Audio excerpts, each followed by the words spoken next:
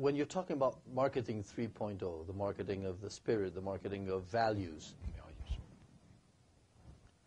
is that just a marketing strategy, or it has to be a management philosophy? Can you treat the client differently from what you treat the employees? No, as a matter of fact, this Marketing 3.0 could be renamed Management 3.0. Yes. It really is more than a department's adjustment to opportunities. In fact, the book I wrote with my co-authors, Marketing 3.0, has a whole section on the following. Marketing isn't what you do only to your customers. You've got to market to your employees. You've got to market to your distributors, to your suppliers, because you have to be a company that has partnered with the best employees, with the best suppliers, the best distributors. You will never win if you are doing it all by yourself. And the key there, when I use the word market to your employees, I don't mean to manipulate your employees. I mean to understand them and their needs. And not only need for pay, need for a psychological, psychic satisfaction. They should be proud of their company. They should say, it's wonderful that our company has organized a health program. So there's a gym and we can stay healthy. They've even asked us to volunteer if we want to for that city in which we operate, which has a cleanup campaign. So marketing to the employees is the sort of serve them too, and to serve your distributors. It's stakeholder theory. Everyone who's a partner should get fair rewards for their team. It's building a team. Management 3.0, I love that idea. Yeah. There are a few terms that I'd like you to define. I know you're working on. One would be storytelling and marketing.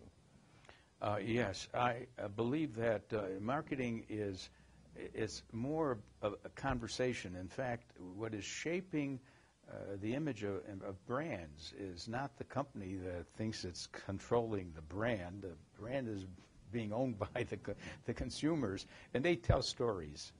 Okay. And we should. Do you know what we can do with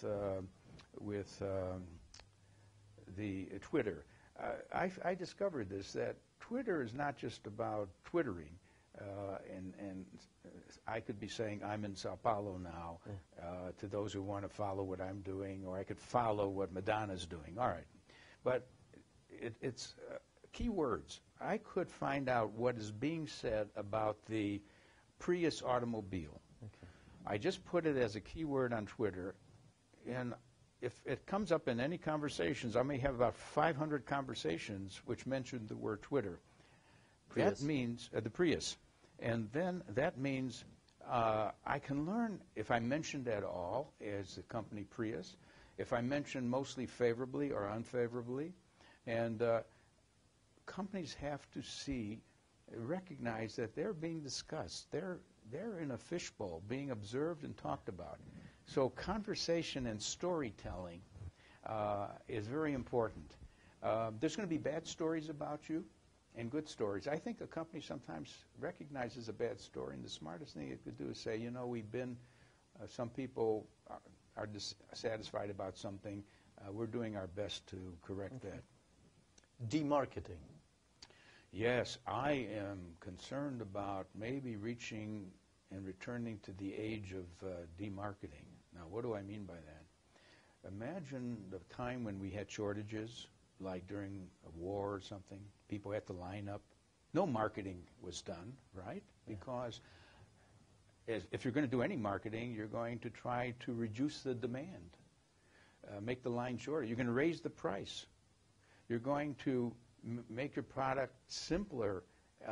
Rather than adding features, you may make them just simpler so you can make more of them. So demarketing is to use marketing in reverse, and you do that when you get limits to growth, when you're running out of resources, where you don't have to market anymore. Look at California. You know they have a water shortage. Mm-hmm. They want people to be more careful using water. So what they say is, don't shower every day. Don't water your grass every day. They're demarketing. Inside marketing. Well, it's sometimes easier to market to your customers than to market to the other functions. I mean, if the other functions have a low opinion of marketing, sometimes it's deserved, by the way. It's deserved because marketing has no accountability. They ask for a lot of money. We don't get the return on marketing investment called the ROMI. What is the ROMI? So how do I get to work very well with the manufacturing people who are mad at us because we have promotions and screw up their manufacturing timing? How do we get the finance guy to accept the $10 million budget that we need? Inside marketing. I now would ask for inside marketing in the sense of Intel Inside or Lycra Inside, when you put a product in other companies' product, but you still want to market it. Well, this problem concerns a huge number of companies who make some product that is incorporated in a larger product. We wrote a whole book on that. We published it called Ingredient Branding. Okay. Now, the success stories are 3 or 4. Certainly, Intel is the best success story because I would never ask who made the chip. But now I won't buy a computer without the Intel chip. Gore-Tex. I want that outdoor clothing. Was that made with Gore-Tex? I want Gore-Tex to be the material. And then when it's the artificial sugar, you want that special sucralose or something to be NutraSweet. Yeah. Now, we have in that book the stories of about 24 companies that managed to get their ingredient asked for, wherever it got lost in the product, but it was asked for. Ingredient marketing. Ingredient Great marketing, idea. Yeah. Thank you very much, Phil, for being with us today. We always learn a lot. We are hoping to have your new books out soon, read them, and continue our conversations. Well, thank you very much. It's always fun talking to you, Eduardo. Thanks for your questions. And thank you very much for following us on Management TV. See you soon.